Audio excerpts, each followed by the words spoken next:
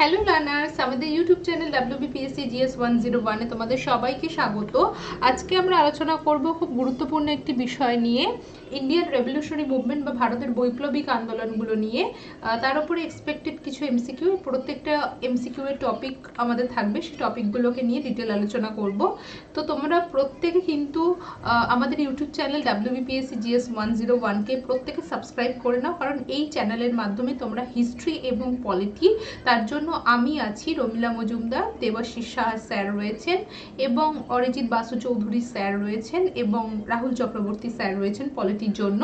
তো প্রত্যেকে কিন্তু তোমরা এই পলিটি এবং হিস্ট্রির প্রত্যেকটা প্রশ্ন উত্তর এবং টপিক কিন্তু এই চ্যানেল থেকে পাবে, তো যেটা তোমরা একদমই ফ্রি অফ কস্টে দেখতে পাবে। কিন্তু এই চ্যানেলের যে এই যে প্রত্যেকটা ক্লাসের যে পিডিএফগুলো রয়েছে, এই পিডিএফগুলো আমি তোমাদের কিন্তু আনএকাডেমি ফ্রি ক্লাস যেটা হয়, স্পেশাল ক্লাস যেটা হয়, সেটাতে কিন্তু আমি তোমাদের প্রোভাইড করব। তো প্রত্যেকে কিন্তু তোমরা একটা কাজ করবে, তোমরা আনএকাডেমি প্লে স্টোর থেকে লার্নিং অ্যাপসটা ডাউনলোড করবে, আনএকাডেমি লার্নিং অ্যাপস বলে ডাউনলোড করবে এবং WBPSC সিলেক্ট করে কিন্তু যেরকমভাবে নাম জিমেল দিতে হয় সেভাবে কিন্তু ওপেন করো, অ্যাকাউন্ট ক্রিয়েট করো। কারণ তোমরা আনএকাডেমি যদি জয়েন করো তাহলে প্রত্যেকটা সাবজেক্টের 1 নম্বর তোমরা ফ্রি ক্লাস তো পাবেই, কিন্তু ফ্রি ক্লাস দিয়ে তোমাদের ডিটেল জানা যাবে না, ডিটেলসের জন্য তোমাদের ডেসক্রিপটিভ কোর্সে আসতে হবে, আর তার জন্য তোমাকে কিন্তু সাবস্ক্রিপশন করতে হবে। তো সাবস্ক্রিপশন করার আগে আমি তোমাদের বলতে চাই যে ফ্রি ক্লাস যেটা হয়, স্পেশাল ক্লাস, সেটা প্রতিদিন আমার যে ক্লাসটা হয় সেটা 10টা থেকে 11টা, ইভিনিংয়ে 7:30 থেকে 8:30, আর প্লাসে যে ক্লাসটা হয় সেটা হচ্ছে 2টো থেকে 3টে আর 12টা থেকে 1টা হয়। এবার বিষয়টা হচ্ছে যে এখানে আমি তোমাদের বলতে চাই যে আমার যদি তোমরা ফ্রি কোর্স যখন তোমরা জয়েন করবে, ফ্রি কোর্স জয়েন করার সময় তোমাদের কাছে যদি কোড চায় কোনো, তাহলে অবশ্যই কিন্তু এই কোডটা ইউজ করো, নয় আমার নাম RAMILA বা RAMILA 101, ঠিক আছে? দেখতে পাচ্ছ এটা কিন্তু অবশ্যই তোমরা একটুখানি দেখতে পাচ্ছ, এটা হচ্ছে আমার কোড। তো এই কোডটা অবশ্যই কিন্তু ইউজ করো, 1 মিনিট, এই কোডটা অবশ্যই কিন্তু ইউজ করো, ঠিক আছে? এই কোডটা RAMILA 101, এর জন্য তোমরা কি হবে, যখন সাবস্ক্রিপশন করবে তখন একটা কোড চাই, এই কোডের জন্য তোমরা 10% ডিসকাউন্ট পাবে, ঠিক আছে? আর স্পেশাল ক্লাস জয়েন করার সময় যদি কখনো তোমাকে কোড চায় তাহলে এই কোডটা দিয়ে কিন্তু জয়েন করে নিও। তো এবার আমরা যেটা আলোচনা করব, এখানে কিন্তু আমি প্রধানত হিস্ট্রি, এমসিকিউ এবং প্রিভিয়াস ইয়ার কোয়েশ্চেন আনসার আলোচনা করব, যেটা তোমাদের হেল্প হবে যে কোনো এক্সামের জন্য। তো এখানে প্রথম প্রশ্ন যেটা আমাদের রয়েছে, খুব ভালো করে দেখবে, প্রথম প্রশ্ন আমাদের রয়েছে যে the first indication of the revolutionary movement in India was seen in, বলেছে প্রথম ইন্ডিকেশন, প্রথম আমরা রেভলিউশনারি বৈপ্লবিক আন্দোলনের যে চিহ্ন আমরা পাই ভারতবর্ষের কোথা থেকে। তো এখানে মহারাষ্ট্র আছে, বেঙ্গল আছে, পাঞ্জাব আছে এবং রাজস্থান আছে। তো কোনটা হবে আমাদের কারেক্ট আনসার? তো এটা ভালো করে মনে রাখতে হবে। তো দেখো এখানে রেভলিউশনারি মুভমেন্টের একটা বড় গল্প আছে, তো সেটা আমরা জানবো, এখানে আমাদের আনসার হবে মহারাষ্ট্র। কিন্তু এখানে তোমাদের অনেক কিছু বোঝার আছে। দেখো, যদি রেভলিউশনারি অ্যাক্টিভিটি বলি এগেইনস্ট দ্য ব্রিটিশ রুল, এটা শুরু হলো প্রধানত, রেভলিউশনারি অ্যাক্টিভিটি সব থেকে বেশি পরিমাণ শুরু হলো যখন স্বদেশি মুভমেন্ট ফেল হলো, যখন স্বদেশি মুভমেন্ট ফেলিওর হলো, যখন পার্টিশন অফ বেঙ্গলের আনস্যাটিসফাইড জনগণ বা ইয়াং জেনারেশন, তারা কিন্তু আমাদের যে 1905 থেকে যে এক্সট্রিমিস্ট পলিটিক্যাল ওয়ে, এই যে পলিটিক্যাল ওয়েতে যে আন্দোলন বা প্রতিবাদ, এতে বিশ্বাসী না, এখানে বিশ্বাস হচ্ছে অ্যান্টি ব্রিটিশ অ্যাক্টিভিটি। তো অ্যান্টি ব্রিটিশ অ্যাক্টিভিটি কখন থেকে শুরু হলো, যখন বেশি পরিমাণ শুরু হলো, শুরু তো হয়ে গেছিল পার্টিশন অফ বেঙ্গল থেকেই বা স্বদেশী মুভমেন্ট থেকেই, কিন্তু এখানে এক্সট্রিমিস্ট লিডারদের ওপরও বিশ্বাস রাখতে পারছে না যখন স্বদেশী মুভমেন্ট ফেলিওর হলো। The revolutionary groups were mainly concentrated. তো এখানে রেভলিউশনারি গ্রুপ আমরা কোন কোন জায়গাতে দেখতে পাই, তো সেখানে বাংলা, মহারাষ্ট্র, বিহার, ইউপি এবং পাঞ্জাব। তো আমরা দেখতে পাই first indication of the revolutionary movement in India কোথায় দেখতে পাই, মহারাষ্ট্রে দেখতে পাই। নেক্সট যে প্রশ্নটা আমরা এখানে একটা ইম্পর্টেন্ট আলোচনা করতে চাই, যেখানে important information, revolutionary movement during British এরা।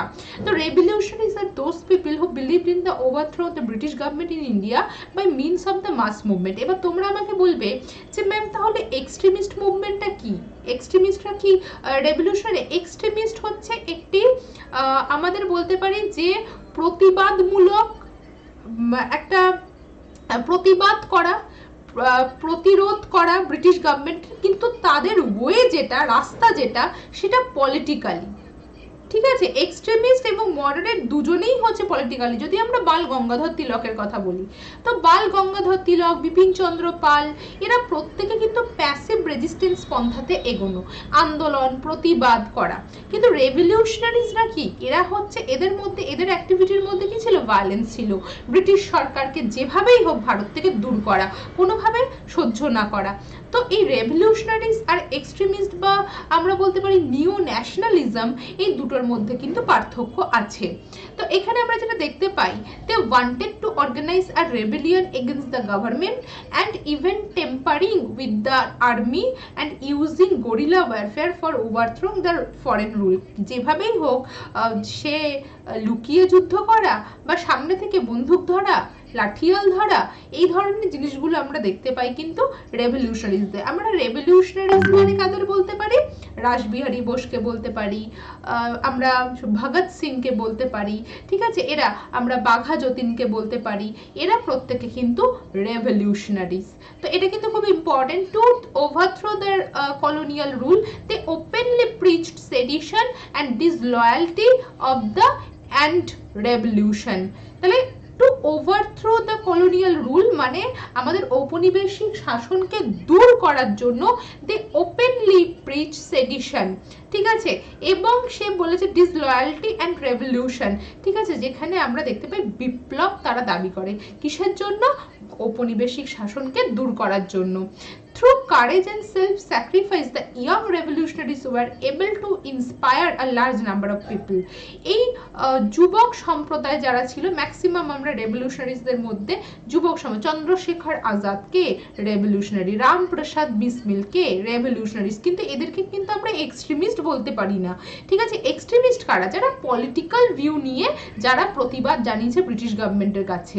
অবশ্যই মডারেট এবং এক্সট্রিমিস্টদের ওয়েতে পার্থক্য আছে, কারণ মডারেটরা যেখানে যেখানে স্বরাজ চায় ডোমিনিয়ন স্টেটাসের আন্ডারে, সেখানে কিন্তু আমরা দেখতে পাই যে পূর্ণ স্বাধীনতা পায় এবং ব্রিটিশ গভর্নমেন্টকে প্রতিবাদ করে, আন্দোলন করে, বিরোধিতা করে এক্সট্রিমিস্টরা। কিন্তু যেখানে মডারেটরা কি করে, পুরোপুরি বিরোধিতা করে না ব্রিটিশদের, ব্রিটিশদের মানে মানে সহমত হয়ে বা যেটাকে আমরা বলি কনস্টিটিউশনাল পথে কিন্তু তারা এগোতে চায়, ঠিক আছে, শুধুমাত্র তাদের দাবি দেওয়াটুকু তারা চায়, পরিষ্কার কথা বলতে গেলে তাই।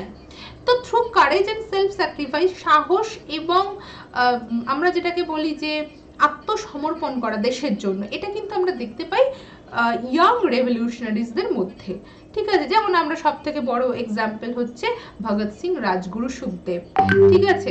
তো এরা প্রত্যেকে কার্জন, আমরা মদনলাল ধিংরাল, অনন্ত লক্ষ্মণ কানহারে, ঠিক আছে, এরা প্রত্যেকে, উল্লাসকর দত্ত, ঠিক আছে।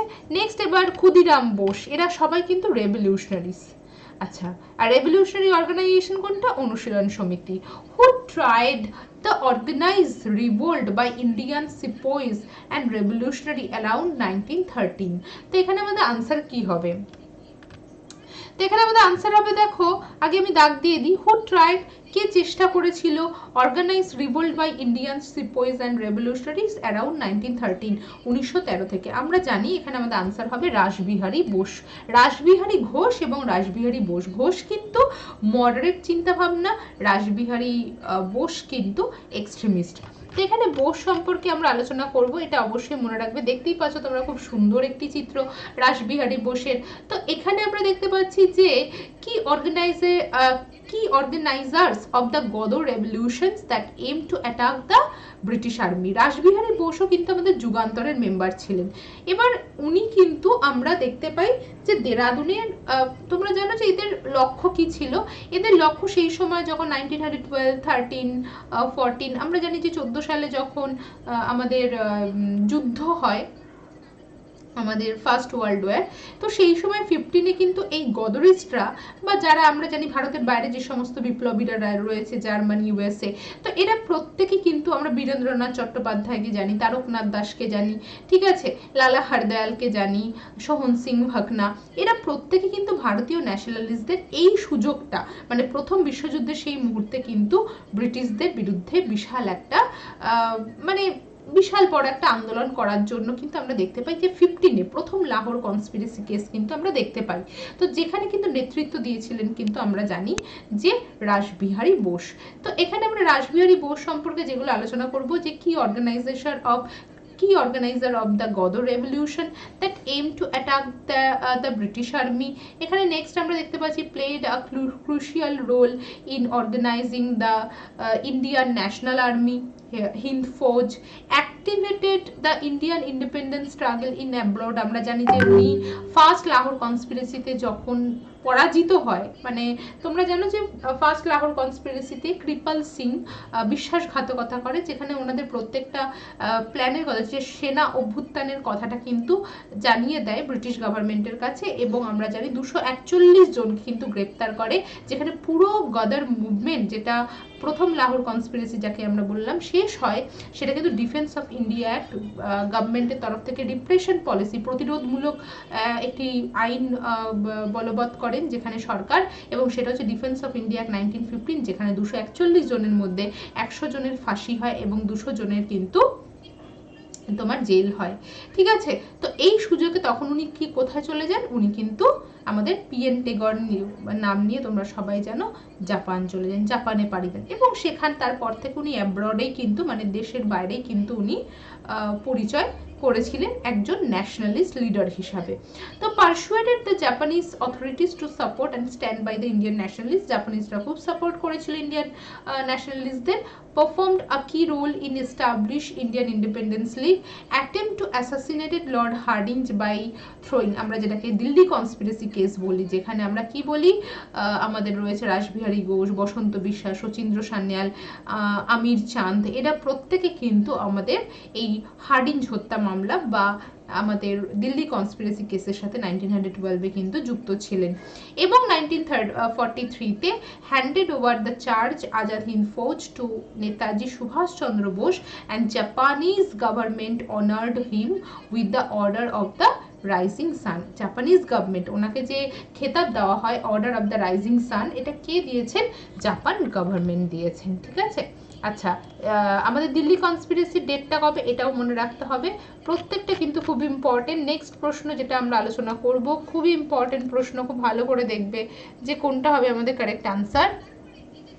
তো দেখো এখানে প্রথমেই বলেছে যে which of the following founded Faraizi revolt. তো ফারাইজি রিভোল্ট কে ফাউন্ড করেন, ভগৎ, জওয়াহরলাল, হাজি শরিয়তুল্লাহ এবং সৈয়দ আহমেদ এবং চিরাগ শাহ। তো এখানে আমাদের আনসার কোনটা হবে, এখানে আমাদের আনসার হবে হাজি শরিয়তুল্লাহ। ফারাইজি মুভমেন্ট, প্রথম কথা যে কি ধরনের মুভমেন্ট ছিল, এটি একটি পিজেন্ট মুভমেন্ট ছিল, এটি একটি কৃষক আন্দোলন ছিল। তো এই কৃষক আন্দোলনে যেটা আমরা দেখতে পাই যে ফারাইজি মুভমেন্ট তো কৃষক আন্দোলন ছিল, যেখানে ল্যান্ড রেভিনিউ সিস্টেম, বিশেষ করে কাদের এগেনস্টে, ব্রিটিশ এবং ব্রিটিশদের যারা সাপোর্টার যেমন জমিদাররা, এদের এগেনস্টে প্রতিবাদ করা হয়। কোথা থেকে শুরু হয়েছিল, ইস্ট বেঙ্গল থেকে। তো এখানে আমাদের কি আনসার হবে, হাজি শরিয়তুল্লাহ হবে কারেক্ট আনসার।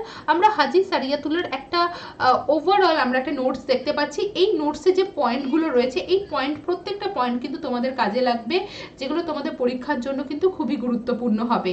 তোমরা কি করতে পারো, তোমরা ফোনে একটা স্ক্রিনশট করতে পারো, বা তোমরা এই পিডিএফ এর জন্য সব থেকে ভালো হয় পিডিএফ যেটা পার্মানেন্ট তোমার কাছে থাকবে, তার জন্য তোমাকে আনএকাডেমিতে আমার ক্লাসে কিন্তু আসতে হবে।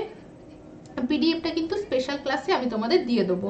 ঠিক আছে, তো প্রত্যেকে দেখো এখানে আমরা যেটা দেখতে পাচ্ছি যে Faraizi revolt was started by the followers of the Muslim sect and was founded by Haji Shariatullah of Faridpur in eastern Bengal. It advocated radical religious, social and political changes. তো ফারাইজি রিভোল্ট শুরু হয়েছিল কাদের মধ্যে থেকে, মুসলিম কমিউনিটি। আচ্ছা, Muslim community কেন peasant বলতে, তার কারণ হচ্ছে ইস্টার্ন বেঙ্গলের ম্যাক্সিমাম পিজেন্ট কমিউনিটি, মেজরিটি হচ্ছে কিন্তু মুসলিম ছিল। তো এখানে ফাউন্ড কোথা থেকে শুরু হয়েছে, ইস্ট বেঙ্গলের কোন জায়গা থেকে, ফরিদপুর থেকে। It advocated radical religious, social and political change. ঠিক আছে, এখানে তাদের ডিমান্ড কি ছিল, তার ডিমান্ড ছিল যে ব্রিটিশ গভর্নমেন্টের দ্বারা, জমিদারদের দ্বারা যে ধরনের টর্চার তারা করছে, বিশেষ করে তোমরা জানো যে রিলিজিয়াস ইস্যু সেই সময়, মানে 18th সেঞ্চুরিতে আমাদের একটা বড় সোশিও রিফর্মস মুভমেন্ট আমরা দেখতে পাই। তো সেই সোশিও রিফর্মস মুভমেন্টে কিন্তু আমরা এই ধরনের এই ধরনের বিষয় কিন্তু আমরা দেখতে পাই। তো মানে সোশিয়াল রিফর্মস মুভমেন্টে কিন্তু এই যে রিভাইভাল, মানে ধর্মকে রিভাইভ করা, তো ধর্মকে রিভাইভ করা কিসের কারণে? খ্রিশ্চান মিশনারিদের জন্য। খ্রিশ্চান মিশনারিরা চেষ্টা করছে যে ধর্মকে যেভাবেই হোক ধর্মান্তরিত করা। তো সেই জন্য ধর্মের তোমরা জানো যে এখানে আমরা যখন ওয়াহাবি মুভমেন্ট দেখেছিলাম তখন এই খ্রিশ্চান মিশনারিদের এগেনস্টে বা ব্রিটিশদের এগেনস্টে এবং ব্রিটিশদের সাপোর্টারদের এগেনস্টে জিহাদ ঘোষণা করে। তো এখানে আমরা দেখতে পাচ্ছি যে হাজি সারিয়াতুল্লাহ ফাউন্ডেড দ্য ফারাইজি মুভমেন্ট 1818। প্রথম পয়েন্ট, প্রত্যেকটা যে রেড লাইন যে পয়েন্টগুলো রয়েছে এই পয়েন্টগুলো তোমাদের পরীক্ষার জন্য কিন্তু important. The objective of the movement was to spread new found realisation Shariatullah about Islam. Following the fard is the religious duty commanded by Allah, আল্লাহর বাণীকে প্রচার করা বা আল্লাহ বা ধর্মকে রক্ষা করার জন্য যে যুদ্ধ করা, ঠিক আছে, ফার্দ কথাটার মানে। এবং the movement gained popularity during British rule, mainly Muslim in Bengal. The movement gained popularity. তো সারিয়াতুল্লাহ felt ইসলাম গট ডিগ্রেডেড। তো সারিয়াতুল্লাহ মনে করছেন যে ইসলাম কিন্তু কি হতে চলেছে, কমে যেতে এবং বিলুপ্ত হতে শুরু করেছে আন্ডার দ্য ব্রিটিশ ইনফ্লুয়েন্স। তো এই ব্রিটিশদের এগেনস্টে কি করা, জিহাদ ঘোষণা করা। তো এখানে আমরা দেখতে পাচ্ছি hence he proposed for the radical social cultural religious changes. Shariatullah through the movement tried to establish a parallel government to the British. Khalifas were made commissioners of the villages. They raised fund and settled dispute among the villagers. He even organized a small army which attacked zamindars and European indigo planters. He even organized a small army.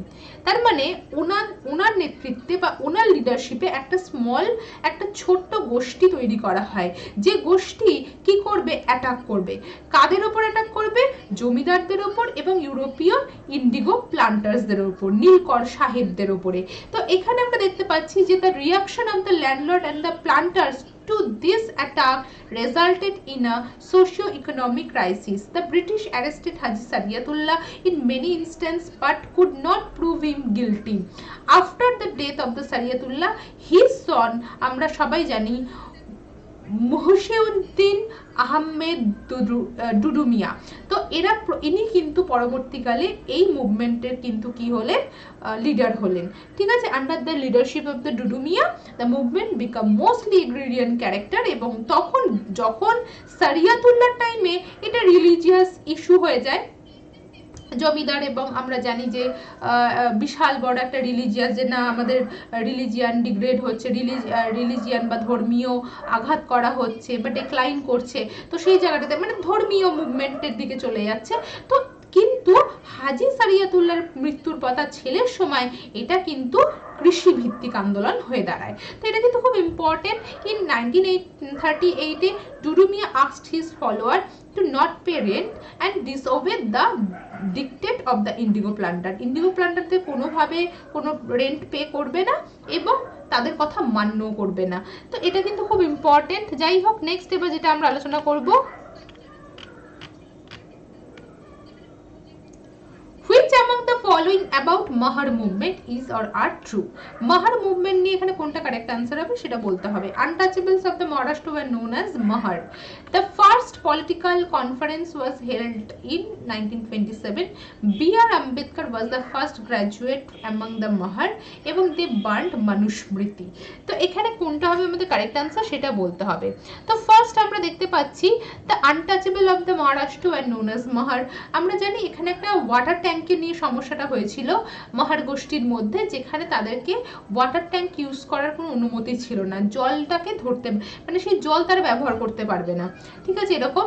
Their first political conference হয়েছিল 27-এ। Ambedkar was the first graduate among the Mahar এবং on the 25th December 1927 Manusmriti was burned by 27-এই মনুস্মৃতি পুড়িয়ে দিয়েছিলেন B R. Ambedkar as the Mahars used to think it is responsible for the introduction caste system, ঠিক আছে। তো ওনাদের বিশ্বাস ছিল যে মনুস্মৃতিকে কি বলা হয়, মনুস্মৃতিকে বলা হয় হিন্দু ল বুক। তো এই হিন্দু ল বুক যে আইন অনুযায়ী এই হিন্দু ল বুকই কিন্তু আমাদের প্রথম ইন্ট্রোডিউস করেছে কিন্তু কাস্ট সিস্টেম, ঠিক আছে, মানে ইন্ট্রোডিউস করেছে। এর জন্য আজকে ওখানে কিন্তু আজকে যে জাতিভেদ প্রথা তার জন্য দায়ী হচ্ছে মনুস্মৃতি, সেই জন্য মনুস্মৃতিকে কিন্তু পুড়িয়ে দেওয়া হয়। এই জায়গাটা খুব ইম্পর্টেন্ট, এখানে আমাদের 1 2 3 4 হবে কিন্তু কারেক্ট আনসার। তাহলে এইভাবে কিন্তু আমাদের প্রত্যেকটা প্রশ্ন উত্তর কিন্তু মনে রাখতে হবে।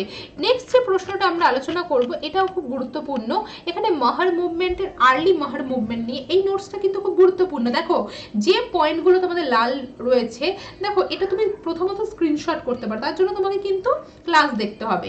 আর নয়তো যেটা পার্মানেন্ট তোমাকে পেতে হলে, ঠিক আছে, নোটস পেতে হলে তোমাকে কিন্তু স্পেশাল ক্লাস এভরিডে 7:30 থেকে 8:30, রাত সন্ধ্যে 7:30 থেকে 8:30, এবং তোমাকে সকালবেলা মাঝে মাঝে আমরা 10টা থেকে 11টায় ক্লাস নিই। তো এই যে কোনো দুটো ক্লাসে কিন্তু আমি এই পিডিএফগুলো শেয়ার করে দেবো। তো পিডিএফগুলো কিন্তু অবশ্যই কিন্তু কালেক্ট করবে। তো এখানে যেটা বলেছে দেখো, what was the Mahar movement during early 20th century, মানে 1900 যেটা 1927, তার মানে এটা কোন সেঞ্চুরি চলছে, 1900 এর পর যেটা 20th সেঞ্চুরি, 1901, 1905, 1910, এগুলো সব কি 20th সেঞ্চুরি। 200 এর পর, 20th এর পর 2001, 2, 3, 4, 5, 6, 7, 8, 10, এগুলো কি, এগুলো হচ্ছে একবিংশ। একবিংশর পরে হচ্ছে আমাদের 22 শতক, যখন 21 কমপ্লিট হয়ে যাবে। তো এই জায়গাটা কিন্তু খুব ইম্পর্টেন্ট। তো দেখো এখানে যেটা বলেছে, a number of Mahar during the 20th century converted Buddhism, maximum মহররা সব বুদ্ধিস্ট হয়ে যায়, ঠিক আছে, Ambedkar being one of them. যেখানে আম্বেদকরও কিন্তু আমরা জানি যে আমাদের কনস্টিটিউশন আসার পর, মানে স্বাধীনতার অনেক পরে, মানে 50 পরে, মানে 51, 52, ঠিক আছে, এই সময় কিন্তু উনি কি হন, উনি কিন্তু বুদ্ধিস্ট হয়ে যান, এবং they rose against the upper caste domination in the early 20th century revolt called Mahar movement. Mahar movement, Mahar were one of the Badhabalutas of Maharashtra. Barabalutas কথাটার মানে কি, 12 আর্টিসানস বা সার্ভেন্ট কাস্টকে নিয়ে, 12 রকমের কাস্ট নিয়ে এই বাড়াহাবালুতাস কিন্তু মহর মুভমেন্টের মধ্যে কটা কাস্ট আছে, মহরের মধ্যে 12টা কাস্ট আছে, ঠিক আছে, তার যারা হচ্ছে বিভিন্ন রকম আর্টিসানস এবং সার্ভেন্ট ক্লাসেস।